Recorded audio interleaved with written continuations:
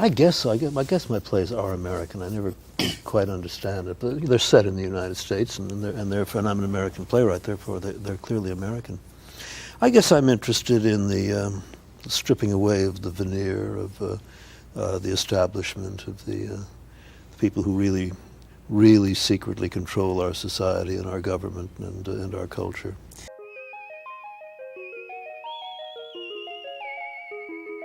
It's been a while, but today we're going to be talking about American classic plays. An American classic play is sort of loosely categorized as the American plays that take place between the early 1900s and around 1960, but pretty much all of the essential American classic plays are around the 40s and 50s. Some of these plays are not going to be ones that I've seen on stage. Some of them I've only read, but I have seen most of them, or at least film adaptations or college productions or something like that. It's safe to say all of these plays are amazing. There are just some that I prefer more than others, so I'm going to have to be a little bit strict with my ranking because, again, this is my favorite genre of plays. I also love, European classics. I love contemporary plays. But American classic plays have always been the most inspiring to me. Let's get started.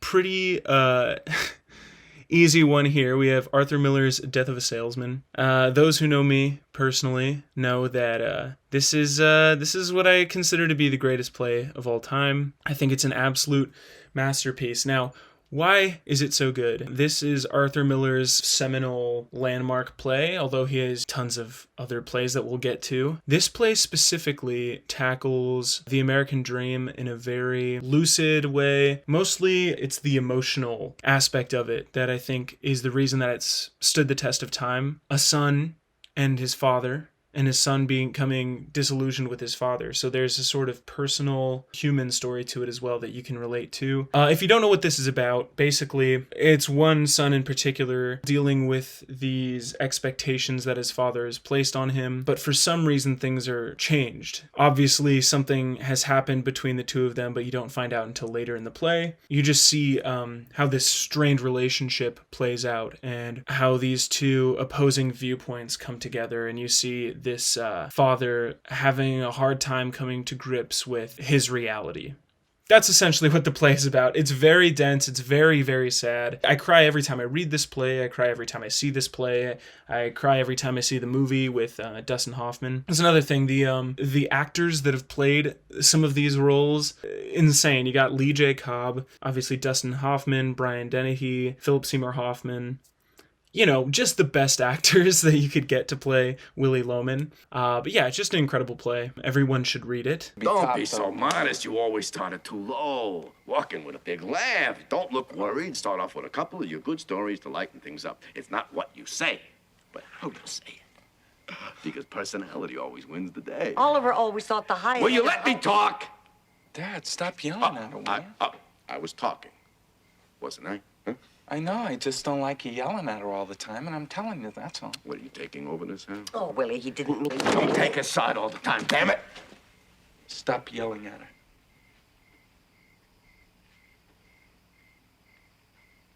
And then we have All My Sons by Arthur Miller. This was the one he wrote before Death of a Salesman. And I sort of consider it to be Diet Death of a Salesman. It's a wonderful, amazing play that still holds a lot of weight. It has a lot of similar themes that I think he perfected with Death of a Salesman, but you wouldn't have Death of a Salesman without All My Sons, All My Sons, wonderful play. I want to give it the S tier, but because Death of a Salesman is at the S tier, I think it's just a more tight script. It's more poetic with its language. I think it's a bit more ambitious as well. And I think the female character of Linda is better written than the female characters in this play. Arthur Miller tended to not really write amazing female characters notoriously, but I think he did a much better job with Death of a Salesman than he did with All My Sons. And it's a wonderful play. I think, honestly, if you're trying to get into reading plays, if you've never read a play before or seen a play, I might recommend you read All My Sons because I think it's a bit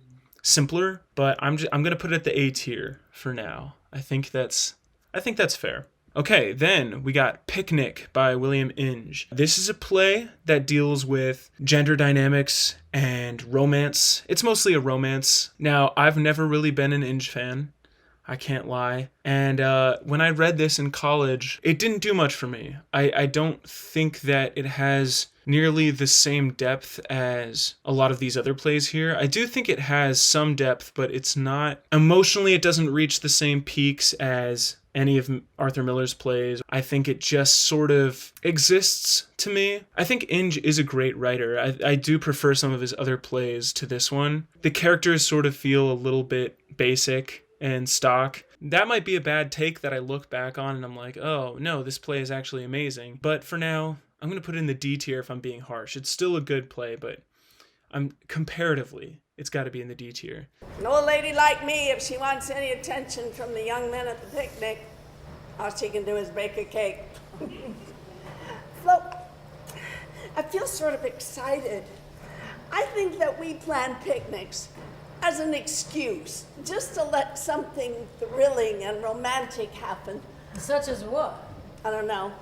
The Glass Menagerie by Tennessee Williams. The Glass Menagerie is, I think, my personal favorite Tennessee Williams play. You've got the relationship between the mother and the son and the sister. The sister has this very, like, fragile aspect to her where she has trouble talking to people and making connections. And it's just heartbreaking to watch. And her son, the son is just trying to be an artist. The mother is just kind of cold towards them. And it just feels very personal. I think this was a very autobiographical play for Tennessee Williams. And I think it shows. I think it is less poetic than something like A Streetcar Named Desire. I think that is definitely more of a Tennessee Williams play, if that makes sense, than The Glass Menagerie, even though this is... I feel like is more personal. I think it just digs a little bit deeper into these relationships and portrays them very honestly and with a lot of empathy. For that reason, I do want to give it the S tier. But I don't know. Do I want to give it the S tier? I think I'm going to leave it at an A tier for now. And I'll justify myself later, I promise. Next, we have The Zoo Story by Edward Albee. Edward Albee is my favorite playwright, and The Zoo Story is his first play. It was a one-act play. I think it still stands to be the quintessential one-act play, at least in American theater. It's these two guys on a park bench. One of them is very strange. The other one is pretty straight-laced. And it's just filled with this incredible Albee dialogue where you're just tense and sort of annoyed and confused, just as the sort of straight man in the play is. And it just develops and it gets deeper into the characters' lives and insecurities and thoughts and feelings. Amazingly written play. I'm tempted to go S tier on this as well, but I think it is sort of like an All My Sons situation where I think Albee just got even better at perfecting the language. This is just sort of like that second tier of Albee. It's really, really great. It's really great, but I have to be stingy, so I'm going to go A tier on that. We got Thornton Wilder's Our Town. I feel like everyone knows this play. The first two acts take place in the town, and then the third act surprisingly takes place in the afterlife. It's sort of about reckoning with death, and it's very existential. Reckoning with, leaving one's life behind and being okay with that. My feelings about this play are that it's very well written, and I don't feel as much of a connection to these particular characters as the other plays on this list. I think the characters are such an important quality to what I love about the American classic plays, that these characters, while they're not badly written or anything, I wouldn't consider them as iconic as some of the other characters in these other plays. And so if I'm being very, very harsh about this, I'm going to go B tier on Our Town.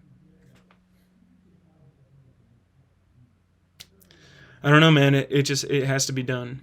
Okay, so now we have A Streetcar Named Desire. Now, I did say The Glass Menagerie is probably my favorite Tennessee Williams play. That being said, A Streetcar Named Desire, I think, is his best play. It's just full of poetry and life. The characters all have such distinct voices. It's very twisted, dark, with this sort of dreamlike quality to it. The movie is great with Marlon Brando and Vivian Leigh. I think that's what a lot of people think about when they think about this play. It's about this delusional woman who's going to see her sister and her sister's husband. And her sister's husband, Stanley, is just this animal of a man. He's just a gorilla. And the story just devolves and unfolds into very unfortunate set of circumstances, and you just got to read it for yourself or watch the movie to see what happens next. But I think the dialogue is really where this play shines the most above his other plays. I think it's just so poetic but still grounded. I just love that about it, and it's quintessential Tennessee Williams.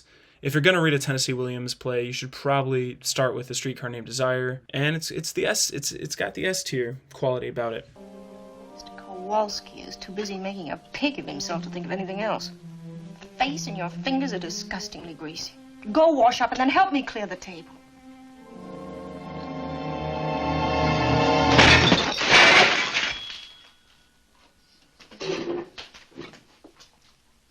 Now, that's how I'm going to clear the table. Don't you ever talk that way to me. Okay, next up we have The Crucible by Arthur Miller, another Arthur Miller play. Arthur Miller is he's just one of those, he's just the GOAT, right, of the American theater. The Crucible is about this girl who is in love with this man who has a wife, and because she can't have him, she and her friends trick the entire town into hunting witches that aren't really witches, and the man, John Proctor, is trying to stop her from doing these awful, awful things. It's the only play on this list that is a period piece, it taking place during the Salem witch trials, and man, it is such an incredibly written play. It's so different from any of the other plays that he had written up to that point, I think, and even in his entire catalog of plays, I think it really stands out as I never really think about this play when I think of the American classic plays. I think just because it's not set in a living room, perfectly written. There's a great movie with Daniel Day-Lewis and Winona Ryder. This is another S tier by Arthur Miller. Absolutely goated. You know me better. I know how you sweated like a stallion whenever I come near you. I saw your face when she put me out. You loved me then, and you do now.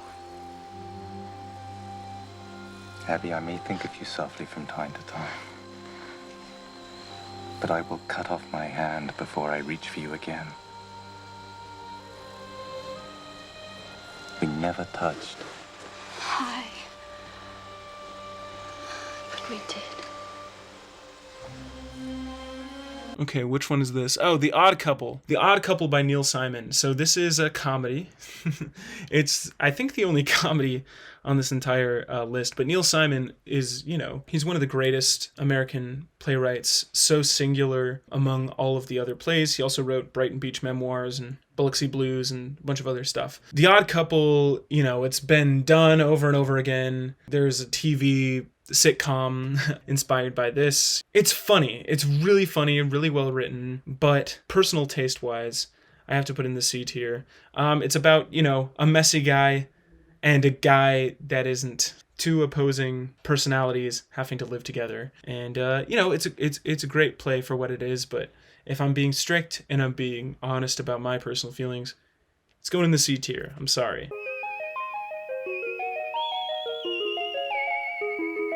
Now, Who's Afraid of Virginia Woolf by Edward Albee. This is Edward Albee's masterpiece. It's his, magnum opus. If you think about Edward Albee, you're probably thinking about Who's Afraid of Virginia Woolf. This play has nothing to do with Virginia Woolf whatsoever. It's about this older couple named George and Martha who invite this younger couple over to have drinks with them. I cannot express to you the level of anxiety that this play will give you. It's a bunch of people in a room just jabbing each other, and then they're confusing each other. I don't want to give anything away in terms of what they're lying to their guests about, what they're lying to themselves about. You just have to experience this play. The movie is, I think, the best play adaptation of all time. It's with Richard Burton and Elizabeth Taylor, who, if you know their relationship, their real relationship, this is going to be some fire.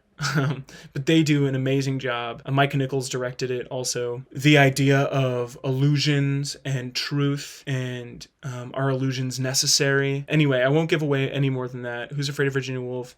Amazing masterpiece, one of my favorites of all time. It's going in the S tier. My God, you can sweat it down, can't you? Well, I'm thirsty. Oh, Jesus. Look, sweetheart, I can drink you under any goddamn table you want, so don't worry about me. I gave you the prize years ago, Martha. There isn't an abomination award going that you haven't won. I swear if you existed, I'd divorce you. And just stay on your feet, that's all. These people are your guests. I can't even see you. If you I pass out haven't or been throw able to up see something. you for years. And try to keep your clothes on, too. There aren't many more sickening sights in this world You're than a you with a blank. couple of drinks in you and your A skirt up cipher. over your head. A zero. Your heads, I should say. Party, party. I'm really looking forward to this, Martha. Don't answer the door. You answer it. Get to that door, you. To you. Come on in. I said get over there and answer that door. All right, love. Whatever love wants. Oh no, look at this. We got Long Day's Journey into Night by Eugene O'Neill. This play was produced posthumously, and he actually said he never wanted it to be produced. I'm at least happy that it was produced, because it just distills what's so great about this era of playwriting. The mother has a morphine addiction, or is, trying to recover from a morphine addiction. One of the sons may have tuberculosis, and the family is sort of tiptoeing around the mother, trying to keep her from the truth for fear that she'll, fly off the handle. There are so many complex dynamics with the father, who is sort of a penny pincher, but you learn about his background, and he's an out-of-work actor. He was an actor, and so he had to really, cling on to the value of money. So, there are notes of what Arthur Miller was doing with Death of a Salesman as well, in terms of the generational stuff. I wouldn't say it's as tightly written as Death of a Salesman. Every line of dialogue in that play is essential. This one, it's a bit looser, but it's no less emotional, beautiful, perfect in its own way, perfect in its imperfections, I would say. I have to give it the S tier. It's just phenomenal. It's my favorite Eugene O'Neill that I've read. It makes it so much harder living in this atmosphere of constant suspicion, knowing everyone is spying on me, that none of you believe in me or trust me. That's crazy, Mama. If there We was do only trust you. Someplace I could go to get away for a day, or even an afternoon. Some woman friend I could talk to.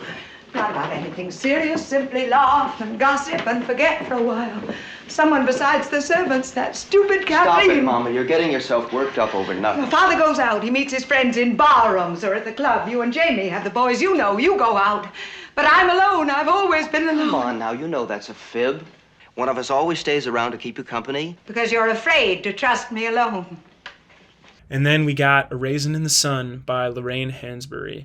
This play is very, very powerful. Really hard to watch. It's about this black family living in America. They're just trying to move out of their house. They come upon some money and they're trying to move into this white neighborhood. The guy who's in charge of the committee for the neighborhood is trying to pay them not to live there. By the end of the play, you go through these waves of these characters making decisions that you don't agree with, making decisions that you do agree with, and it really highlights a human experience that none of these other people have had, and I think that's part of why it's so great. Not to mention how poetically written it is, how really detailed and tragic a lot of the characters are. There's an amazing production with Danny Glover that you can find on YouTube, and he is insanely good. This is another perfect play. So I was saying that I would be strict, but I gotta put it in the S tier.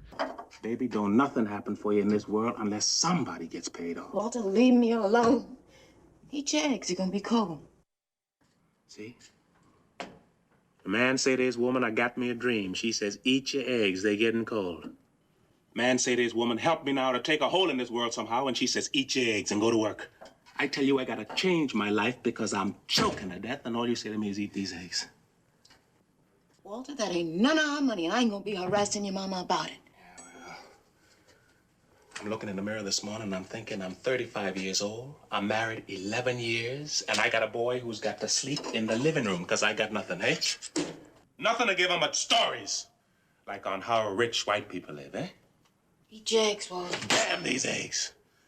damn all the eggs that ever was. All these plays are incredible. You should, read all of them or, watch all of them if you can. The reason I wanted to make this was because I have not noticed enough conversation about plays on YouTube, so I wanted to throw my hat in the ring, hopefully get somebody interested in reading or experiencing some of these. So hopefully this was interesting in some capacity, and that's it from me. I'm gonna give this one a boopy face. I made it, so I can do that. What is Virginia Woolf about? What's it about? It's about 2.5 hours, 3 hours. That question troubles me so much. What is your play about? It's about everything that happens in it. You don't like to boil it down. Any play that can be described in one sentence should be one sentence long.